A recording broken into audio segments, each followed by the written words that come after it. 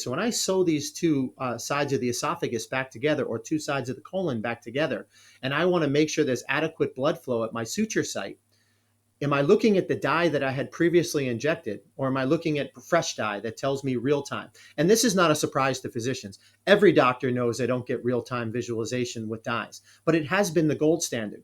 With Activ, because it's not liquid based. It's basically laser speckle technology and with sensor data, computer vision, that with the press of a button, we're showing you where there's active blood flow. If I took a bleeding esophagus and I clamped it right in the center and stop the bleeding, and you turn on Activ site, you'll see exactly where the blood stops. As soon as you release the clamp, you'll see the blood start to show up again. That's not available anywhere in medical today. And blood flow is the first principle of surgery. And the fact that there's no real way or simple way for physicians to identify blood flow in real time is one of the advantages of the Activ site technology. And that wasn't even the number one reason why the technology was created, but that's one of the simplest ways for physicians to provide them more information. Again, you switch lanes in your car and your seat vibrates when you're not paying attention.